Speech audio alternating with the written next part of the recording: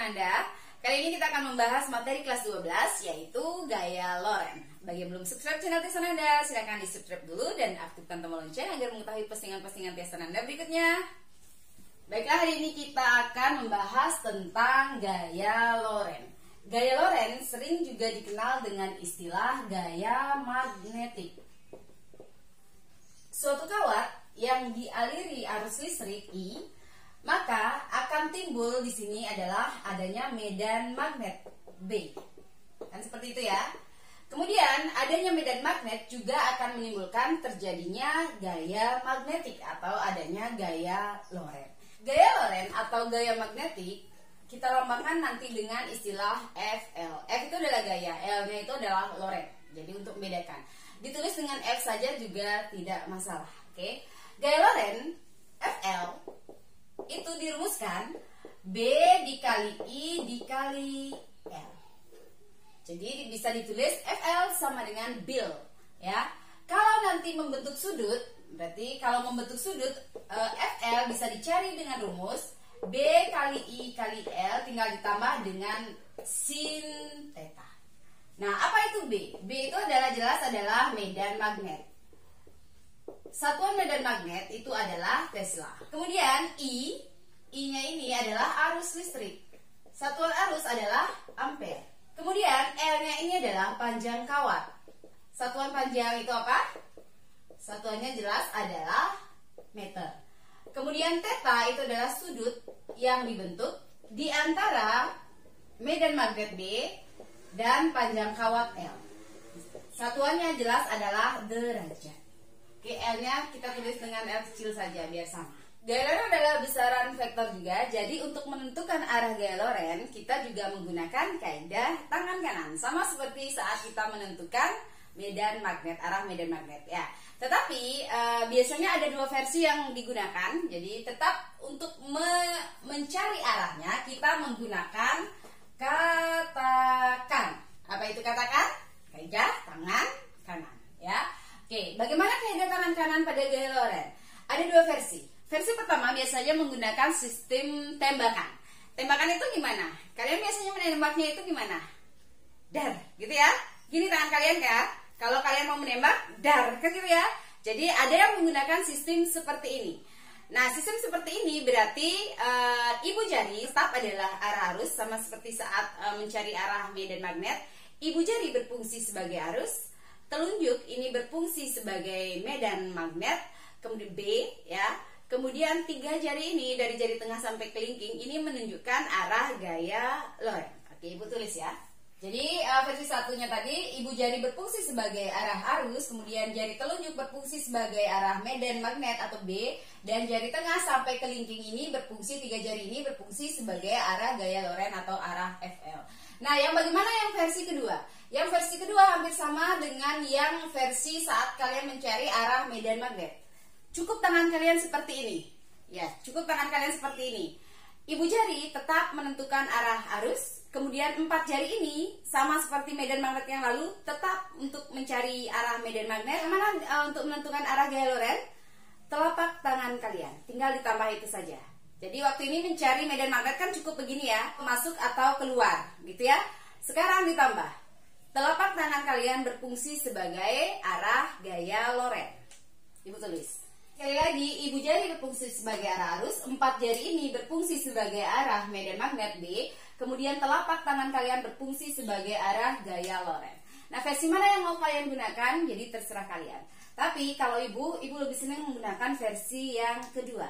Kenapa? Karena kita tidak perlu banyak menghafal. Karena waktu ini kita sudah menyebut mencari arah medan dengan versi seperti ini, tinggal ditambahkan telapak tangan ini berfungsi sebagai arah gaya Loren.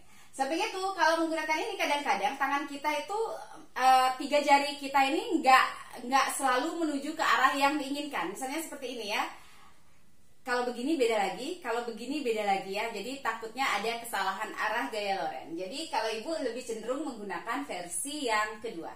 Oke, sebagai contoh menentukan arah ya. Misalnya ibu memiliki kawat dengan arah harusnya kita tulis ke atas saja. Kemudian di sini ada sebuah titik P seperti kemarin gitu ya, titik P. Nah, kemana arah gaya Lorennya?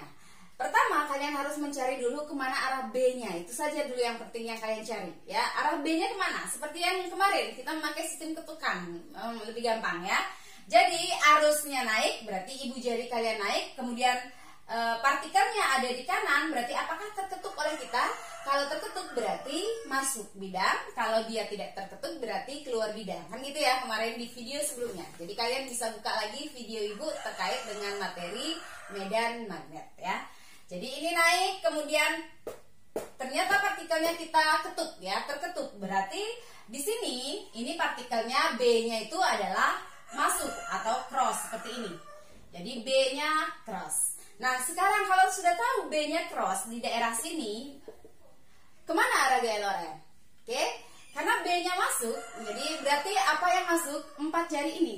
4 jari ini ya, berfungsi sebagai B. Karena itu masuk, kita ginikan saja tangan kita. Masuk. Kemana arah telapak tangan kalian? Ke utara. Benar ya? Ini utara ibu ya. Jadi, karena B-nya masuk, sekali lagi, karena B-nya masuk, berarti 4 jari kalian yang berfungsi sebagai B ini, tinggal kalian masuk seperti ini aja. Ke bidang. Berarti, telapak tangan kalian jelas menunjukkan arah kiri ya. Kiri atau di sini ibu utara. Berarti, arah gaya Lorennya adalah ke sini. Contoh kedua, tetap kita tulis misalnya I-nya naik, tetapi partikelnya sekarang berada di sini gitu ya, partikelnya berada di kiri. Seperti tadi, kita cari dulu B-nya kemana. B-nya kemana? Berarti seperti kalau sistem ketukan, ini naik, kemudian ternyata yang di kanan yang terketuk. Berarti yang di kiri keluar bidang. Keluar bidang itu berarti tandanya adalah dot seperti ini. Ya, keluar bidang seperti ini. Oke, atau kalau kalian memakai versi yang kemarin itu, ini naik, kemudian partikelnya ada di kiri, berarti ke sini ya, keluar atau menuju ke kalian ya, atau keluar bidang atau B-nya itu adalah dot.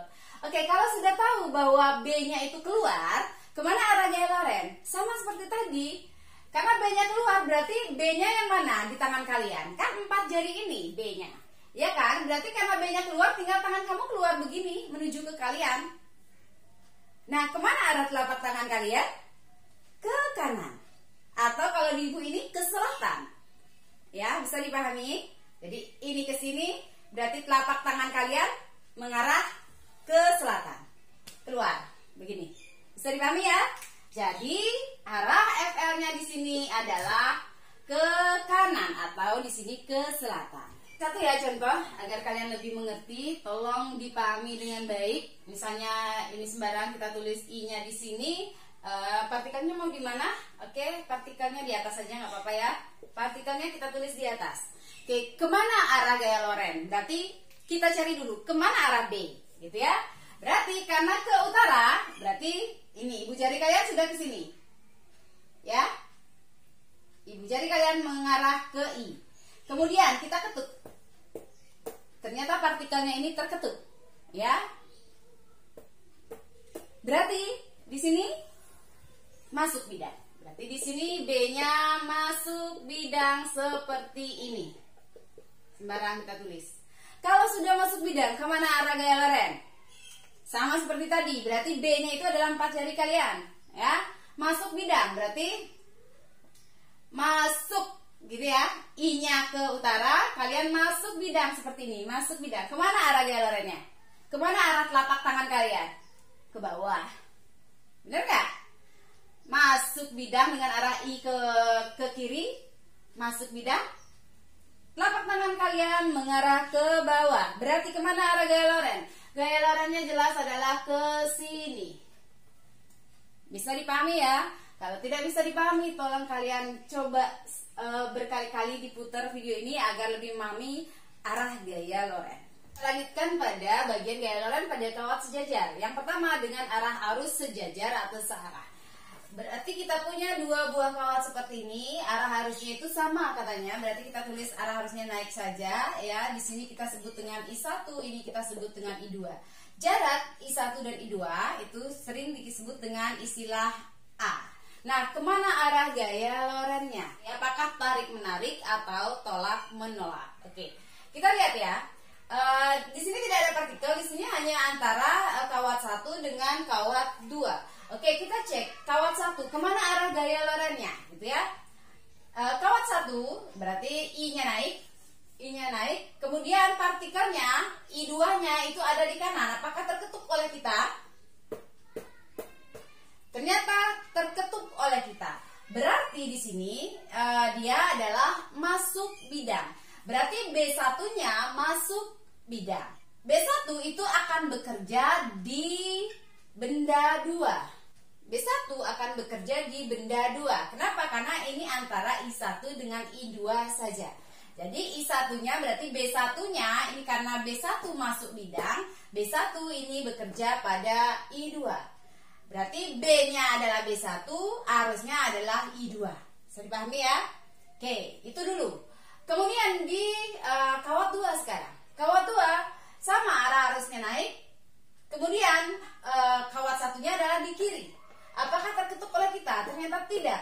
Tangan kita mengetuk yang di kanan. Berarti nilai B2-nya itu adalah keluar bidang. B2 akan bekerja pada I1. Jadi di sini akan ada B2.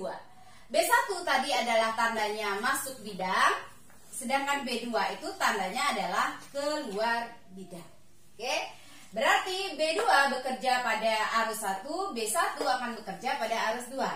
Karena sudah tahu bahwa B2 di sini berarti bekerja adalah keluar bidang, kita buat B2-nya keluar sekarang. B2 bekerja di I1, ingat B2 bekerja di I1. Berarti karena keluar bidang, begini nanti tangan kalian keluar bidang. Kemana arah telapak tangan kalian? Ke selatan. Berarti nilai FL1 arahnya ke selatan. Kemudian bagaimana dengannya di sini? Karena di sini di I2 bekerja medan magnet B1 dan B1 itu arahnya masuk, kita buat berarti 4 jari kita masuk di sini, masuk. Kemana arah telapak tangan kalian? Ke kiri. Berarti di sini nilainya FL2 arahnya ke kiri. Berarti apa artinya kalau FL1 dan FL2 arahnya seperti ini? Mereka melakukan gaya tarik menarik, gitu ya. Jadi kalau kawatnya itu arah arusnya searah atau sejajar, maka yang terjadi adalah gaya tarik menarik. Nah, sekarang bagaimana persamaannya? Oke, kita turunkan sekarang. Kita turunkan dari rumus gaya Lorentz ya. F sama dengan tadi kita tulis FL ya. F sama dengan bil, kan itu ya. Jadi bil. Nah, B-nya rumusnya gimana? Karena ini adalah kawat lurus, berarti rumusnya menggunakan rumus kawat lurus. Masih ingat di video sebelumnya? Jadi rumus B itu adalah mu 0 dikali I per 2 pi A. Masih ingat rumus itu? Oke. Berarti dikali I lagi, karena ada 2 I, berarti ini kita sebut dengan I1. Oke, boleh ditulis dengan I besar, tidak masalah ya. Dikali berarti I-nya ini adalah I2, kita tulis dikali L per 2 pi A. Ini adalah FL. Nah, biasanya di soal yang sering ditanyakan adalah gaya persatuan panjang. Misalnya yang ditanya, berapakah gaya persatuan panjangnya gitu ya. Berarti kalau gaya persatuan panjang itu artinya apa? Gaya itu adalah F, panjang itu adalah R. Berarti yang ditanya adalah F per L biasanya. Jadi di sini adalah kita gunakan tadi FL. FL per L berarti sama dengan, gimana jadinya rumusnya? Mu 0 dikali I1 dikali I2 per 2 pi A. Jadi ini rumus yang berlaku. Jadi kalau kita uraikan keterangannya, FL itu jelas adalah gaya magnet atau gaya Lorentz, satuan gaya adalah Newton, L adalah panjang kawat meter, mu 0 adalah permeabilitas ruang hampa, besarnya 4 pi kali 10 pangkat min 7 Weber per ampere kali meter. Ingat, ini dihafalkan ya. A itu adalah jarak partikel ke kawat, satuannya meter, kemudian I adalah kuat arus listrik, satuannya ampere. Kita lanjut pada bagian yang B, gaya Lorentz pada kawat sejajar, tapi sekarang arah arusnya berlawanan. Berlawanan berarti kita gambar dulu ya. Misalnya ini kita tulis arah arusnya I1-nya naik, berarti karena berlawanan di sini jelas adalah turun. Ini kita sebut dengan I2. Jarak I1 dengan I2 sama, kita tulis dengan A. Oke, bagaimana arah gaya Lorentz sekarang? Kalau arusnya berlawanan arah, sama seperti tadi, kita menentukan dulu arah B-nya. Karena di sini arah arusnya naik, berarti partikelnya itu adalah I2, jadi kawat 2. Kita lihat apakah kawat 2 terketuk oleh kita, berarti B1 itu adalah masuk bidang. Jadi B1 akan bekerja pada kawat 2. Ingat, B1-nya berarti adalah masuk bidang. Berarti kita tulis saja dengan di sini silang untuk mengingatkan. Kemudian bagaimana dengan B2? Kita lihat, I2 arah harusnya adalah turun. Berarti arah harusnya adalah turun begini. Turun. Sedangkan partikelnya, kawatnya itu ada di kanan. Apakah terketuk oleh tangan kita? Jadi arahnya turun. Ternyata terketuk oleh tangan kita. Berarti B2-nya juga adalah masuk bidang. B2 akan bekerja pada I1. Berarti di sini ada B2. Katanya masuk bidang juga. Berarti ini silang. Nah, sekarang kalau sudah tahu bagaimana arah gaya lorennya, kita lihat. Karena di sini bekerja B2 yang arahnya masuk bidang, ya tangan kita B-nya kita masuk bidang. 4 jari ini berfungsi sebagai arah B. Ingat seperti tadi. Masuk bidang di I1. Masuk. Dengan arah I-nya naik. Masuk. Kemana arah telapak tangan kalian? Ke utara atau ke kiri. Berarti arah FL1-nya adalah ke sini. Kemudian bagaimana dengan yang di I2? Di I2 bekerja gaya B1 yang arahnya juga adalah masuk bidang. Oke. Masuk bidang. Masuk. Tapi lihat, arah harusnya turun. Berarti salah tangan kalian kalau begini. Berarti kita balik sekarang. Masuk. Masuk. Arah I-nya turun. Kemana arah telapak tangan kalian? Masuk dan dengan arah I turun. Masuk dengan arah jempol turun. Itu artinya ya. Kemana arah telapak tangan kalian? Ke kanan atau ke selatan. Benar ya? Masuk. Nah, telapak tangan kalian mengarah ke sini, ke selatan. Oke, kalau sudah mengarah ke selatan berarti dia ke sini. Ini adalah FL2. Nah, apa artinya? Berarti karena FL1 ke kiri, FL2-nya ke kanan, berarti kalau arah arusnya itu berlawanan arah, maka gayanya akan terjadi gaya tolak menolak. Jadi atau di sini ada gaya saling menjauhi atau kita sebut dengan gaya tolak menolak. Bisa dihafalkan saja, kalau arah arusnya sama akan ada gaya tarik menarik, sedangkan kalau arah arusnya berlawanan akan terjadi gaya tolak menolak. Bagaimana rumus yang berlaku? Sama dengan rumus yang tadi. Jadi F per L sama dengan mu 0 dikali I1 dikali I2 per 2PA. Jadi rumus ini tetap berlaku. Oke, di sini kita sebut tadi FL ya. Lanjut pada bagian yang kecil yaitu gaya Lorentz pada muatan listrik. Oke, kita lihat ya. Sebuah benda bermuatan, jadi ini Q ya, bermuatan Q yang memasuki bidang, yang memasuki medan magnet dan bergerak dengan kecepatan V juga akan mengalami gaya Lorentz.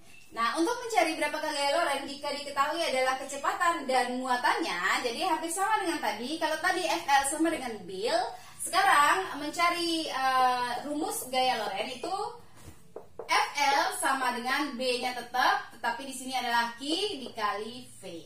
Oke, FL sama dengan B Q V. Kalau di sini memakai Q besar ya kita ganti aja dengan Q besar, tidak masalah seperti ini ya.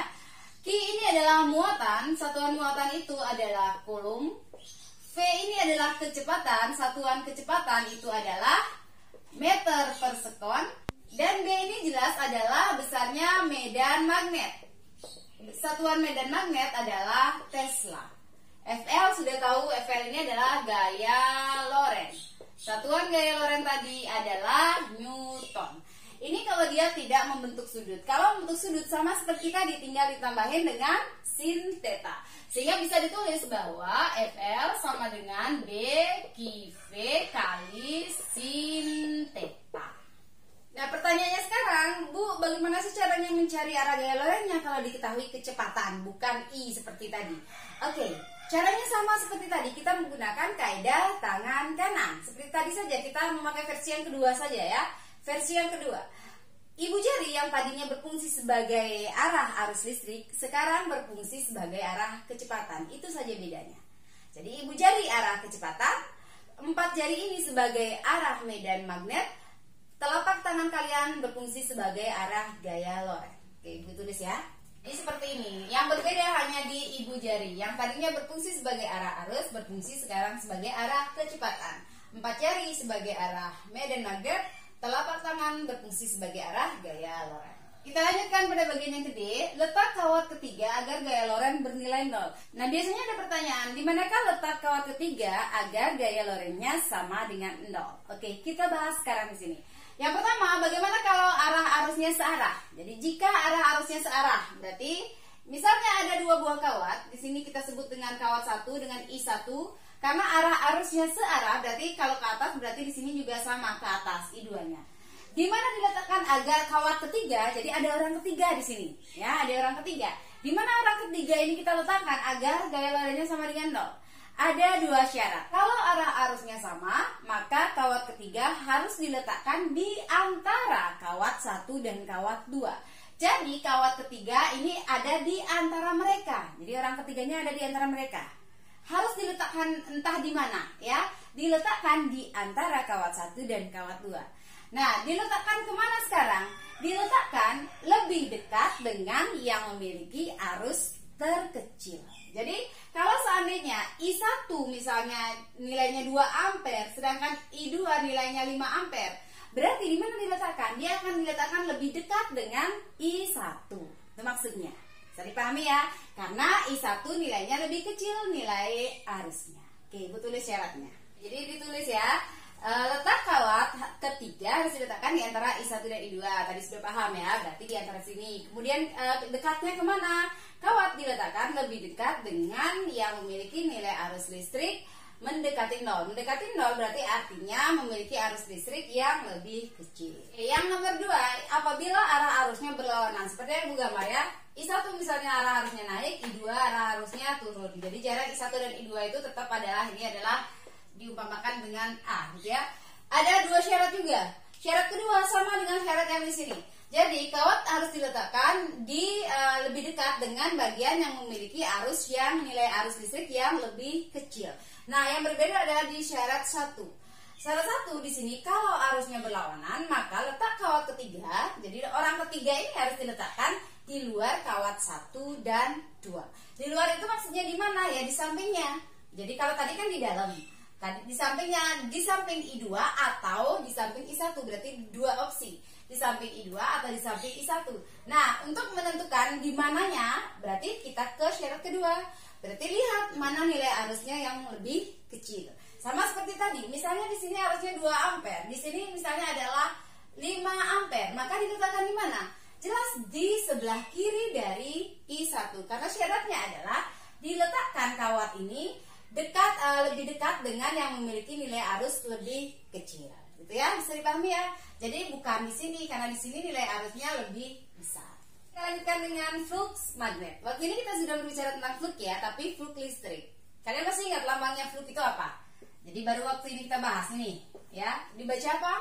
Dibaca pi. Kalau kalian masih ingat ya, flux magnet hampir sama dengan flux listrik. Jadi lambangnya juga sama. Nah, flux magnet adalah jumlah medan magnet. Kalau waktu ini kan jumlah medan listrik, itu saja yang berbeda. Jadi kata listrik berubah menjadi kata magnet.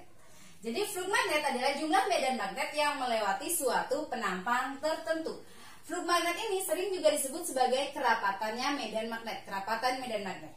Kita misalkan ya, ada sebuah bidang seperti ini. Seperti yang lalu. Dengan luas penampang bidang itu jelas adalah A. Kemudian di sini ada jelas ini adalah ada garis normal ya, N, kita sebut dengan N. Kemudian ada medan magnet yang menembus bidang. Jadi medan magnetnya menembus bidang seperti ini. Sama seperti materi yang lalu kok ini. Tapi kalau dulu kan E kita tulis karena lambang medan listriknya itu adalah E. Sekarang di sini adalah medan magnet. Berarti di sini adalah B. Rumusnya sama dengan medan listrik. Bedanya adalah E berganti menjadi B, gitu saja. Berarti rumusnya adalah pi atau pi, kadang orang menyebut, atau kita sebut dengan flux saja. Flux sama dengan, kalau dulu E kali A cos theta, sekarang B dikali A dikali cos theta. Ini saja. Dengan B ini adalah medan magnet. Satuan medan magnet itu adalah Tesla. A itu adalah luas permukaan bidang. Jadi satuan luas permukaan itu jelas adalah meter persegi. Theta itu adalah sudut yang dibentuk oleh siapa yang membentuk sudutnya ini? Yang dibentuk oleh B dengan garis normal. Jadi di sini misalnya ada sudutnya. Jadi sudut yang dibentuk oleh B dengan N dengan garis normal. Oke, Ibu tulis saja oleh B dengan garis normal. Kemudian pi atau fluk ini adalah fluk magnet. Satuan fluk magnet sama dengan satuan fluk listrik yaitu Wb atau Weber. Demikianlah materi kita hari ini, semoga bermanfaat. Dan kalau dirasa bermanfaat, silakan di like dan di share. Dan jangan lupa bagi yang belum subscribe channel Tia Sananda, di subscribe dulu dan aktifkan tombol lonceng agar mengetahui postingan-postingan Tia Sananda berikutnya. Dadah.